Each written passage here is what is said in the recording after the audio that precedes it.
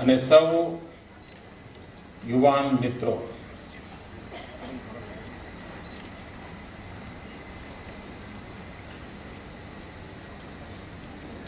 આપણી યુવા પેઢીમાં કેટલી પ્રતિભા છે, કેટલી કલ્પકતા છે,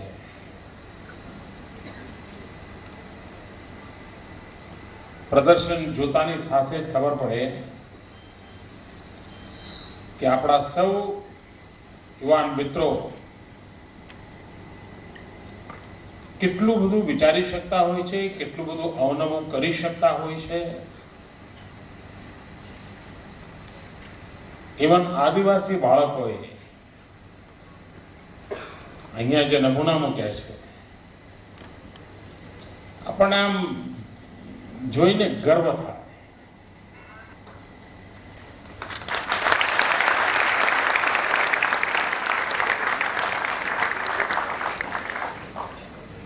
આ નાના નાના ભૂલકાઓએ, યુવકોએ જે કૃતિઓ મૂકી છે, એટલું જોઈએ ને તો પણ આપણને એમ લાગે કે દેશનું ભવિષ્ય ઉજ્જવળ છે.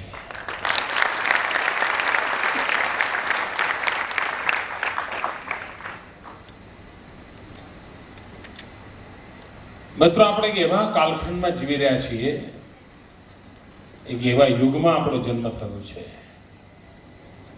અને આપણે ભાગ્યશાળી છીએ કે આપણે વિશ્વમાં સૌથી યુવાન દેશ ભારત એના નાગરિકો.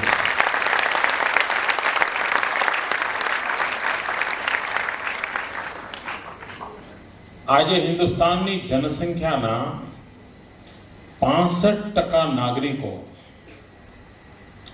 35 વર્ષ કરતા નાની ઉંમરના છે.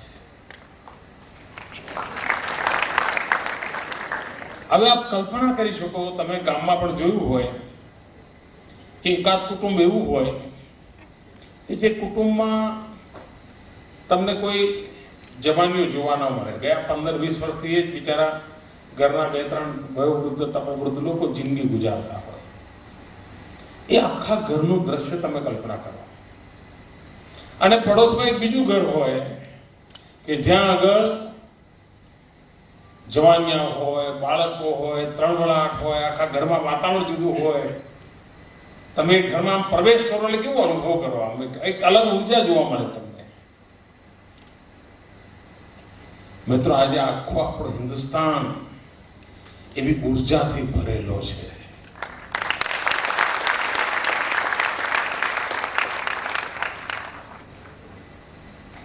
નવસારી જિલ્લાના લોકો માટે વિદેશ જવું કે નવું નથી. તમે યુરોપના દેશમાં જાઓ અને તમે ક્યાં મેટ્રો સ્ટેશન પર જાઓ કે બસ સ્ટેશન પર જઈને જુઓ,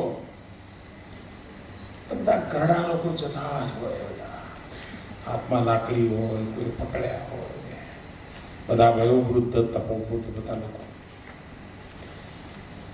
તેજ તરાર તેજના ઘોડાની જેમ દોડતો માણસ જુઓ તો તમારે અડધો કલાક રાહ જોવી પડે, હમણાં કોક આવશે. ત્યાં આખું ગળપણ છાયેલું છે. અહીંયા જવાની હિલોળા લે છે દોસ્તો.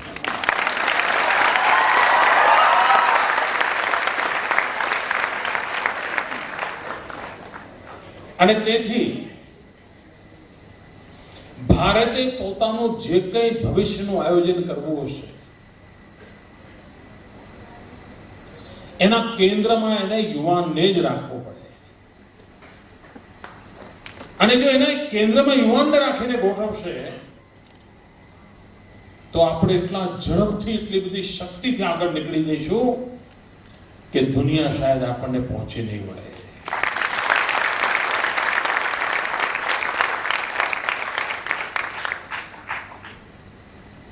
અને યુવાનોને કેન્દ્રમાં રાખીને કરવાનું માટે શું કરવાનું? એમના મેળાવડા કર્યા કરવાના.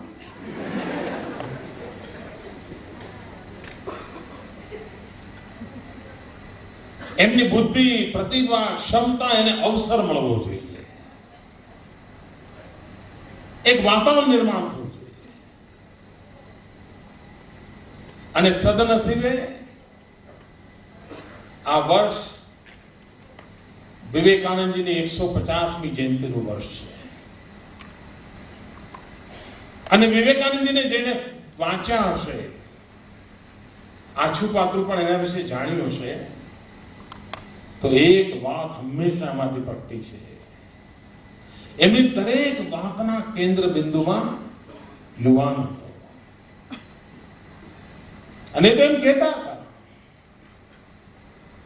કે મને આવા ક્ષમતાવાન જો 1000 યુવાનો મળી જાય તો આખું જગત પલટી નાખું. એમની યુવાનો માટેનો કેટલો મોટો ભરોસો હશે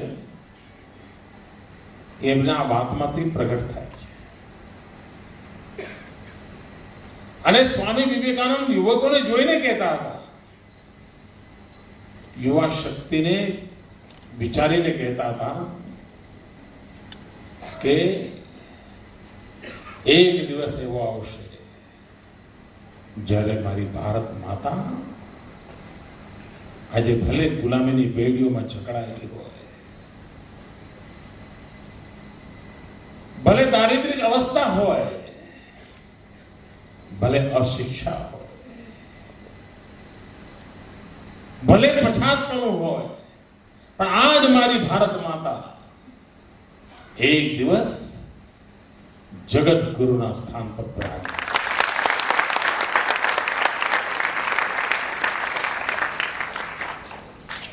આ સ્વપ્ન એમણે કોના ભરોસે જોયું?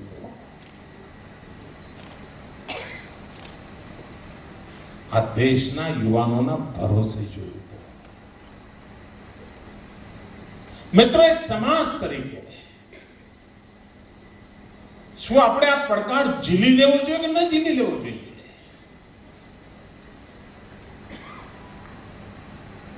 શું વિવેકાનંદજીના શબ્દોને ખોટા પડવા દેવાય અને આપણે હાથ પર હાથ ધરીને બેસી રહીએ? હા, ઠીક છે, વિવેકાનંદજી કહીને ગયા એમને ક્યાં કઈ કરવાનું, એમ ચાલે ના. આ દેશના પ્રત્યેક યુવાનના મનની ઈચ્છા હોય કે જ્યારે હું 150મી જયંતિ ઉજવી રહ્યો છું ત્યારે વિવેકાનંદજીના સપનાને સાકાર કરવાની દિશામાં હું પણ 2 કદમ ચાલીશ. અને આ દેશના 65% નૌજવાનો 65-70 કરોડ નાગરિકો આખા યુરોપ કરતા પણ જે વધારે હોય એટલા યુવાનો, આખા યુરોપની જનસંખ્યા ભેગી કરો ને એના કરતા નવજવાન હિન્દુસ્તાનમાં વધારે છે. એ જો સંકલ્પ કરે તો કલ્પના કરો મિત્રો, આપણે ક્યાંથી ક્યાં પહોંચી શકીએ. એક સ્વાભિમાન સાથે, ગૌરવ સાથે. અને મિત્રો, પ્રત્યેક યુવાનના મનમાં એક પીડા હોય, કસક હોય.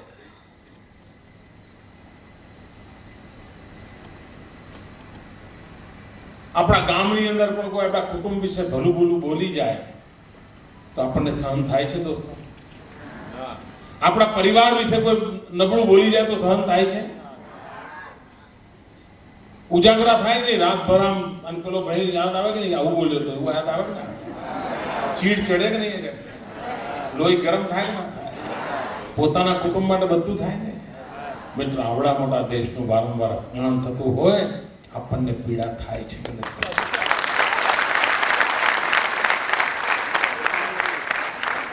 મિત્રો, અગર જો હિન્દુસ્તાનનું સંતાન છું, આ દેશનો નાગરિક છું, નવજવાન છું, અને પાકિસ્તાન મારા દેશના 2 દુધમલ યુવાન જવાનોને એના માથા પાડીને લઈ જાય, મિત્રો પીડા થાય કે ન થાય? ગુસ્સો આવે કે ના આવે? શક્તિ સામર્થ્ય પેદા કરવાની ઈચ્છા જાગે કે ના જાગે? ક્યાં સુધી દુનિયા આપણને ટપલી દાવ કરે? ક્યાં સુધી આ હોશિયારી જિંદગી મિત્રો? અને એવો સમાજ કે જગત તો ક્યારેય કશું બુરું નથી કર્યું. હજારો વર્ષનો આપણો ઇતિહાસ છે મિત્રો. ક્યારેય જગતમાં કોઈનું બુરું ન કર્યું હોય એવો કોઈ સમાજ હોય તો આ દેશની અંદર વસે છે. જેને આવી વિરાસત મળી હોય એના મનમાં ભારતના સ્વાભિમાન માટેની લલક હોવી જોઈએ કે નહીં હોવી જોઈએ, એની પીડા હોવી જોઈએ કે ના હોવી જોઈએ. મિત્રો, આજે જયારે ગુજરાતનો સ્થાપના દિવસ આપણે ઉજવી રહ્યા છીએ ત્યારે આપણે કલ્પના કરીએ કે આ ગુજરાત અમસ્તું મળ્યું હશે મિત્રો. અને આ ગુજરાત મળ્યું તો કોઈ ખાદીના લાંબા લાંબા જબ્બા પહેરીને છટાદાર મંચ શોભાયા હોય એમના કારણે ગુજરાત મળ્યું છે? ના, તમારી ઉંમરના 18-20 વર્ષના લવર મુછિયા નવજવાનો એમણે સામી છાતીએ ઘોડીઓ ચલી હતી દોસ્તો, શહાદત વહોરી હતી. અને એના કારણે આજે આ ગુજરાતની સ્થાપના દિવસ ઉજવવાનો આપણને સૌભાગ્ય મળ્યું.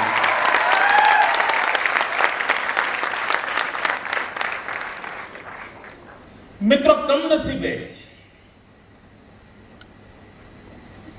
ગુજરાતની અંદર ગુજરાતનો સ્થાપના દિવસ ક્યારે યાદ જ કરવામાં નહોતો આવતો. ઉજવવાની વાત જવા દો, યાદ જ નહોતો કરવામાં આવતો. કારણ ગુજરાત બન્યા પછી સત્તા એ લોકોના હાથમાં ગઈ જેમણે ગુજરાત ન બને એના માટે ગોળીઓ છોડી હતી.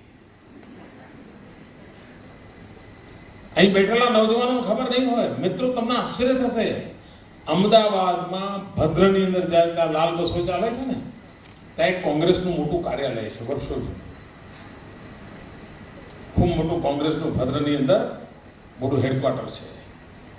એક કોંગ્રેસના કાર્યાલયમાંથી મા ગુજરાતની ચળવળમાં અમને ગુજરાત આપવાની માંગણી કરવા માટે વિદ્યાર્થીઓ નીકળ્યા અને કોંગ્રેસના કાર્યાલયમાંથી બેફામ ગોળીબાર થયો અને એ વખતે આપણા અનેક દુધમલ જવાનીઓને મોતને ઘાટ ઉતારવામાં આવ્યા હતા. અને કોંગ્રેસના મિત્રોને એટલો બધો ગુસ્સો હતો, સત્તા તો મળી ગઈ, બેસી પણ ગયા, મુખ્યમંત્રીઓ બની ગયા, મંત્રીઓ બની ગયા, ગુજરાત ન બન્યું તો એમને કાંઈ મળવાનું નહોતું.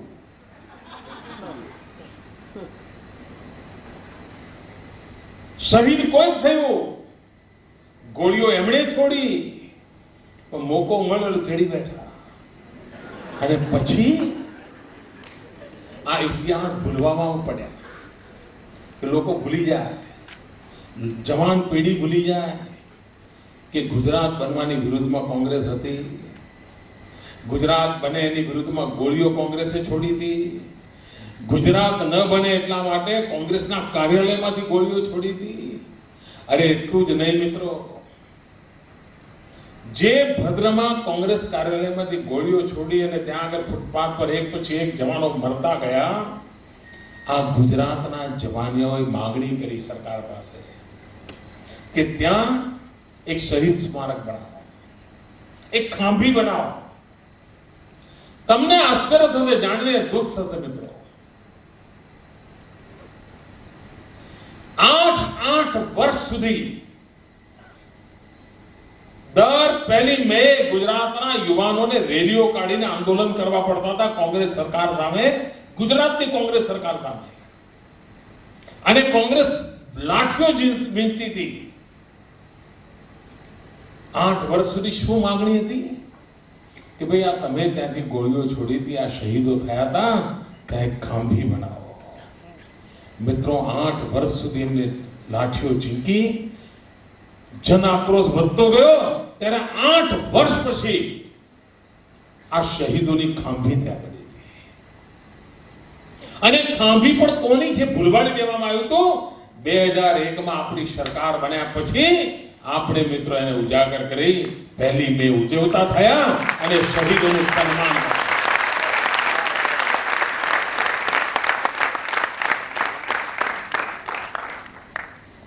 મિત્ર, ઇતિહાસને ભૂલી ન જવાય. અરે શહાદતમાંથી પ્રેરણા મળતી હોય છે. રક્તનું એક કણ જય જય ગરવી ગુજરાતનો નાદ ગજવતો હોય છે, ભારત માતાની જયનો મંત્ર બોલતો હોય છે અને આપણા બધામાં એક પ્રેરણા ભરતો હોય છે. અને તેથી 1 મે નવા સંકલ્પ, નવા સપના, નવો ઉમંગ, નવો ઉત્સાહ, નવી ગતિ, નવી પ્રગતિ માટે જરૂર, પણ સાથે સાથે ગુજરાત મહાગુજરાતની ચળવળનું સ્મરણ, ઇતિહાસના ઝરોખે જોવાની વાત એના આધારે આગળ વધ્યું છે. અને મિત્રો, ગુજરાતનો જવાન સ્વાર્થી નથી, ગુજરાતનો નવજવાન સ્વાર્થી નથી. ઇતિહાસે પુરવાર કર્યું છે. મહાગુજરાતની એને ચળવળ ચલાવી, સામી છાતીએ ગોળીઓ ખાધી, એને કશું પોતાને માટે નહોતું જોઈતું. એ જ ગુજરાત. આપ કલ્પના કરો મિત્રો, નવનિર્માણનું આંદોલન અત્યારે રોજ સવારમાં કોયલા કોયલા કોયલા સાંભળીએ છીએ ને.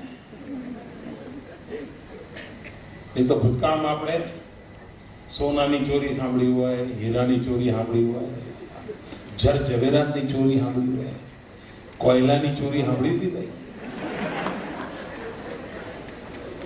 દિલ્હીમાં એવી સરકાર બેઠી છે જે અત્યારે કોયલા ચોરીના કારણે ચકી છે.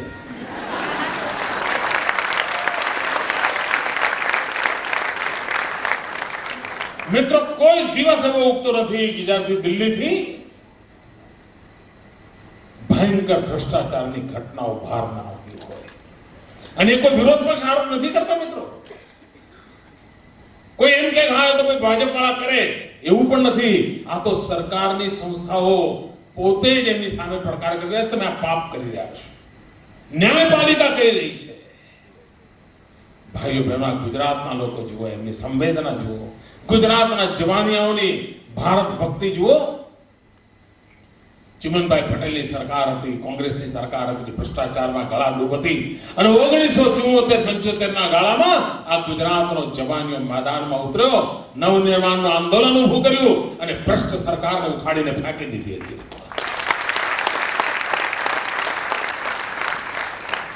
આજે દુનિયાના ગલ્ફ કન્ટ્રીઝના અનેક દેશોની અંદર તેના શાસકોની વિરુદ્ધમાં આંદોલનો દેખાય છે.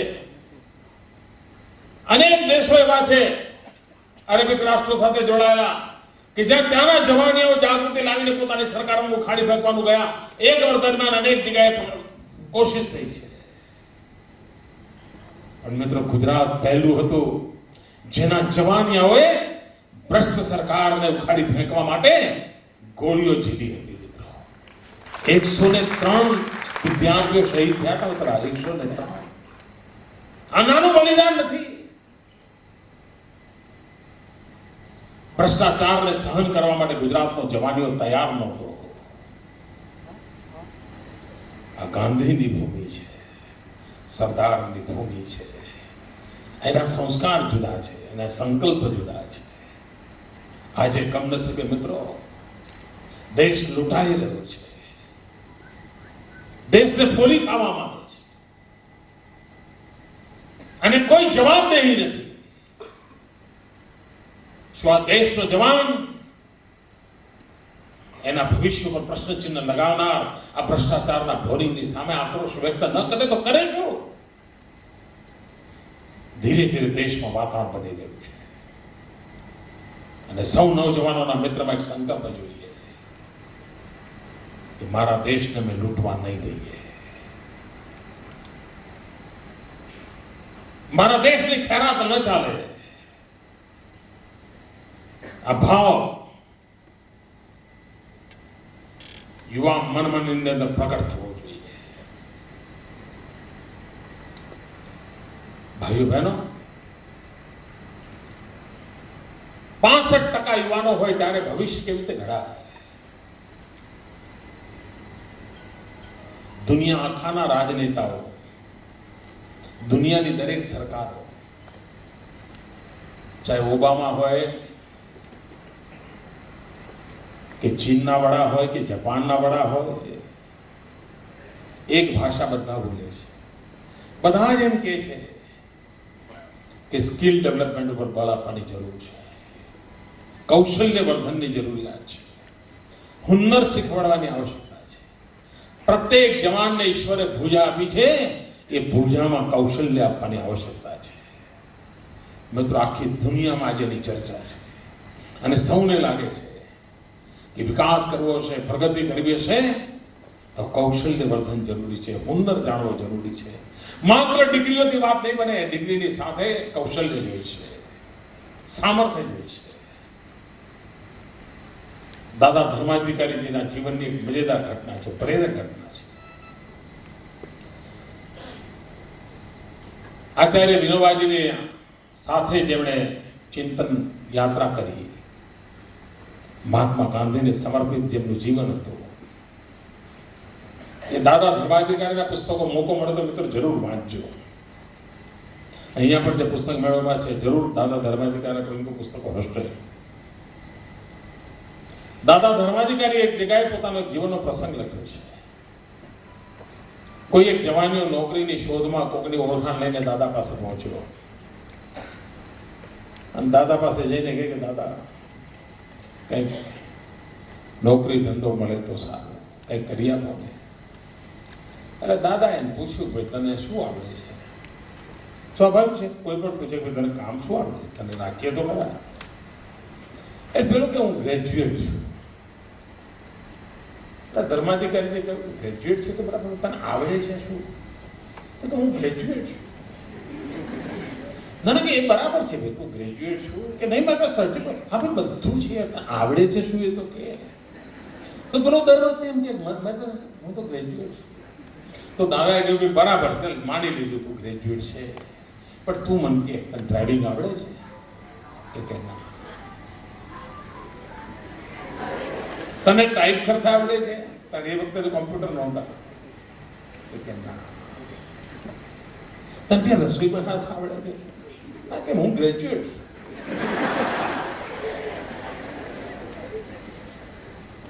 અને ત્યાં ખબર પડે છે કે કૌશલ્યનું મહત્વ કેટલું છે.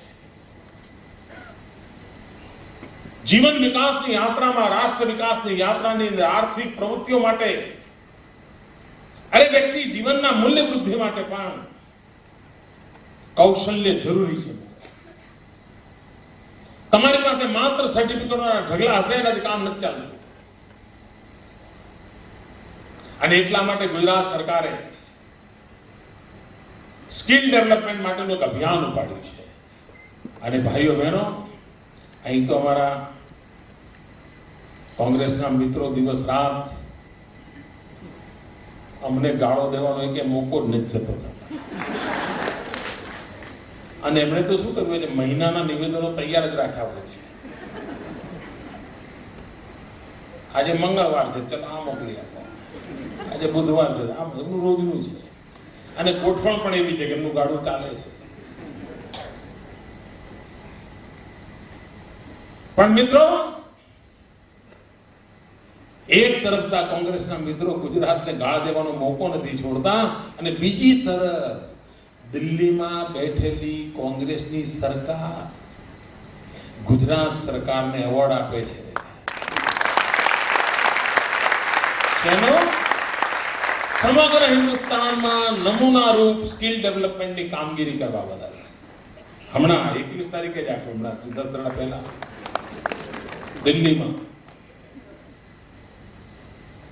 મિત્રો,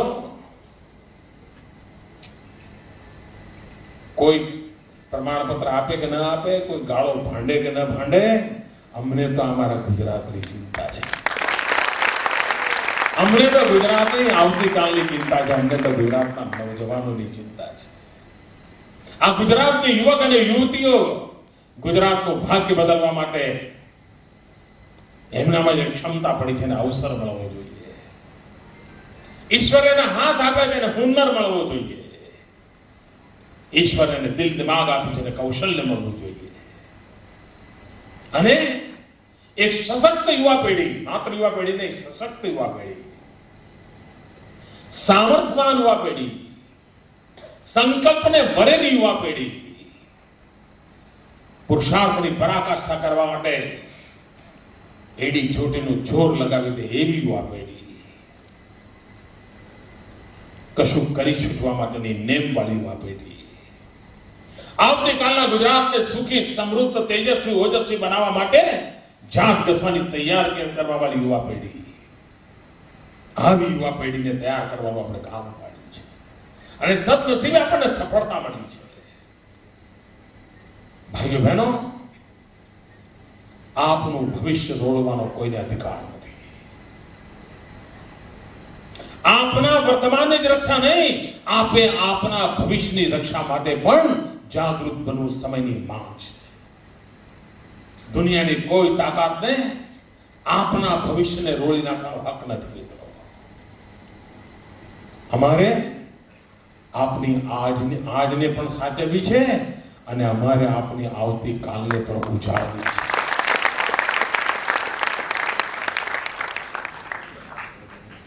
મિત્રો, આપણે જોયું હશે કે 1 મેનો એક અવસર આખા નવસારી જિલ્લાની જિંદગી કેવી બદલી શકે છે. અહીંયા હું આવ્યો ત્યારે ઘણા લોકો મને કે સાહેબ સફાઈ જોરદાર થઈ છે.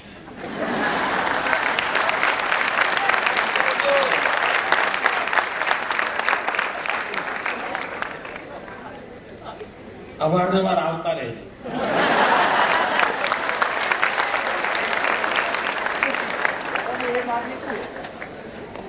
તમે મને કહો ભાઈ, આપણે નવસારીના નાગરિકો, આ નવસારી જે સ્વચ્છ થયું છે, નવસારી જિલ્લામાંથી કૂડો કચરો બધો જે હટાયો છે, ચોખ્ખું જણક કરી દીધું છે, એને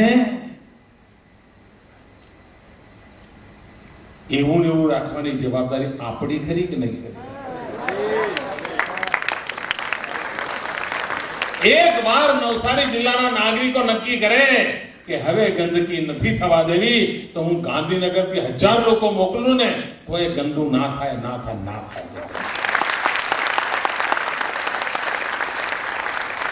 તો આપણે એક સામાજિક ધર્મનું પણ જાગરણ કરી રહ્યા છીએ અને સમાજમાં વિશ્વાસ પેદા કરી રહ્યા છીએ. એક વાતાવરણ બની જાય નાના બધા આ એ તો એવું જ હોય ભાઈ કે રોડ કે સાફ થોડા હોય ના, સાફ હોઈ શકે, અમે બતાવી દીધું, પણ હવે જાળવવું પડે કે નહીં?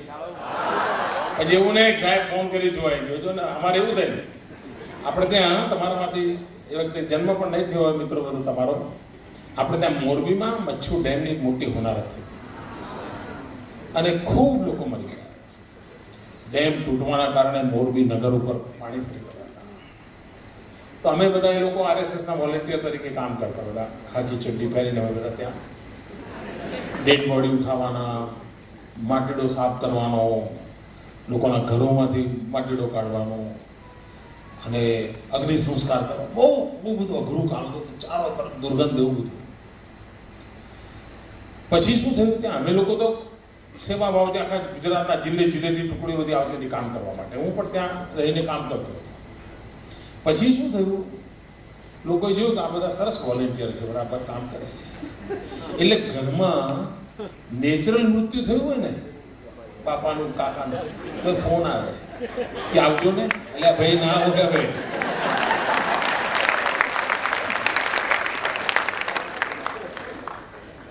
એટલે આપણે પણ આ નવસારી આપણું છે ભાઈ, મોદી સાહેબને ફોન ના કરતા.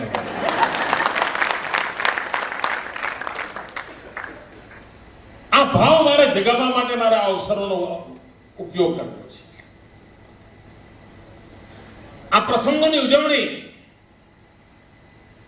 સમાજ સંસ્કારનું પણ કામ છે. આઝાદી પહેલા બધું રોજ ચાલતું હતું આપણે ત્યાં. બધા જ પ્રકારની સામાજિક પ્રવૃત્તિઓ આઝાદીના આંદોલન પહેલા વિશેષ કરીને ગાંધીજીના નેતૃત્વમાં ખૂબ ફૂલી ફાલી હતી. કોઈ સફાઈનું કામ કરે, કોઈ પ્રૌઢ શિક્ષાનું કામ કરે, કોઈ ખાદીનું કામ કરે, કોઈ કાંકણનું કામ, બધી જ ચાલતું હતું મિત્રો. કોણ જાણે કેમ આઝાદી પછી આ ગાંધીનો રસ્તો છોડી દીધો. આપણે અવસરો દ્વારા એને ચરિતાર્થ કરવાની કોશિશ કરીએ છીએ. અને નવજવાન મિત્રો, કોંગ્રેસે માત્ર ગાંધીનો રસ્તો છોડ્યો જેવું નહીં, અત્યારે તો કોંગ્રેસે બીડું ઉઠાવ્યું છે ગાંધીને જ એનો રસ્તો છોડવા માટે. હા, તમને હું એક ઘટના કહું તમને. હસને હમણાં દાંડીમાં આજે બહુ વિસ્તારથી કહ્યું છે, કોંગ્રેસ વાળાએ બીડું ઉઠાવ્યું છે કે ગાંધીજીનો રસ્તો જ બદલી નાખો. અને આવી હિંમત કોંગ્રેસ વાળા જ કરી હતી. 2005માં દાંડી યાત્રાને 75 વર્ષની દેશે ઉજવણી કરી અને કોંગ્રેસના બધા ધાડે ધાડા અહીંયા ઉતરી પડ્યા હતા. નાનો મોટો એકે નેતા એવો નહીં હોય કે નહીં આવ્યો હોય દાંડી યાત્રા માટે અહીંયા 75 વર્ષ નિમિત્તે. અને બધા 1 કિલોમીટર 2 કિલોમીટર ચાલે, ફોટા પડી જાય પછી નીકળી જતા હતા. અને છાપા વાળા પણ ભરપૂર સેવા કરતા હતા, કારણ કે મહાન ક્રાંતિની ઘટના. અને એ વખતે ડોક્ટર મનમોહનસિંહજી આવ્યા હતા, ભારતના પ્રધાનમંત્રી, અને એમણે જાહેરાત કરી હતી.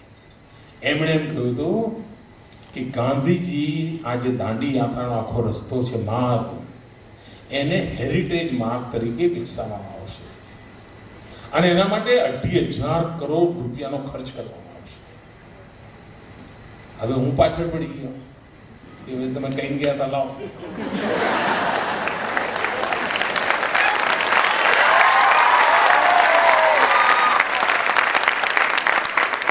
એ વખતે બેનર હેડ પબ્લિસિટી લીધી હતી બધી, અને ચારે તરફ વાહવાઈ લીધી હતી. ઓહો, ગાંધીજી માટે શું કહો છો સાહેબ? આજે 2005 ને કેટલા વર્ષ થયા?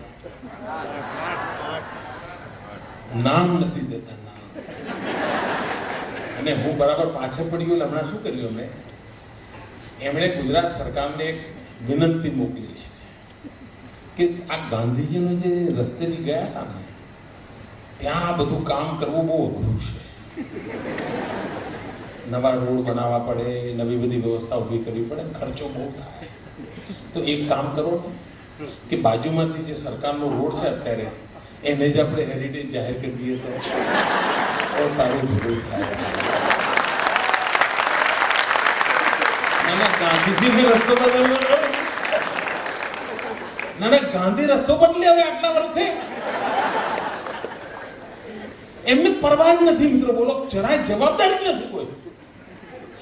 તમારે કરવું ન કરવું તમારી તાકાત, ઈચ્છા, ગાંધી માટે આદર ભાવ જે હોય તમારે જે કરવું એ કરો, એની સાથે એ ઝઘડો બીજો છે. પણ આવી હિંમત કરાય મિત્રો? મને કહો તો. નવસારીની અંદર જમશેદજી જે ઘરમાં રહ્યા હતા મિત્રો, આપણે એમ કહીએ કે ભાઈ એમ કરો ને, આ ઘર હવે એના કરતા બીજા ઘરે બોર્ડ મારી દે કે અહીંયા રહેતા. એવું ચાલે? મને તો ચાલે. શું કરે છે કઈ ખબર નથી પડતી. એનો અર્થ કે એમણે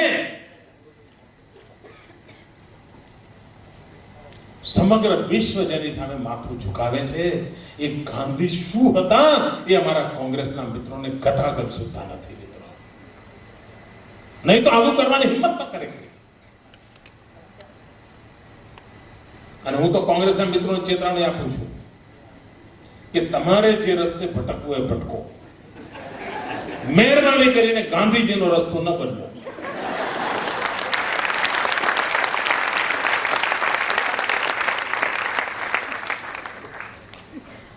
ભાઈઓ બહેનો, મારે નવસારી જિલ્લાના મિત્રો એક બાબત અભિનંદન આપી છે. એક ખૂબ ઉત્તમ કાર્યક્રમ એમણે કર્યો સમગ્ર જિલ્લાની અંદર, યુવક પ્રતિભા શોધ એમને અવસર આપ્યો. અને હું જોતો આજ બધા મોટા ભાગે તો ઇનામ દીકરીઓ લઈ ગઈ. ભાઈઓ સમજો,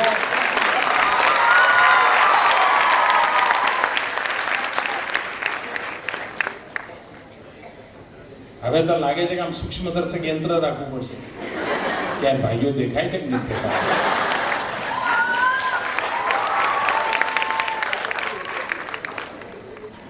મિત્રો, ગૌરવ થાય ગુજરાતની દીકરીઓમાં ધમખમ છે ને, જાણીને આનંદ થાય.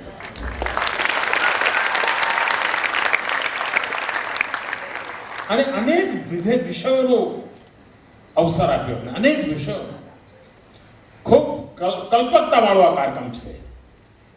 યુવકોને આવો અવસર મળે, મારું સૌભાગ્ય છે કે આજે આ નવી પેઢી જોડે હાથ મિલાવવાનો અવસર. ગુજરાતની આવતીકાલના નજરે નિહાળવાનો એ પણ એક સૌભાગ્ય છે. આ ઇનામ વિજેતા અને સ્પર્ધામાં ભાગ લેનાર અને સ્પર્ધકોને તૈયાર કરનાર સૌ કોઈને ખૂબ ખૂબ ખૂબ ખૂબ ખૂબ અભિનંદન.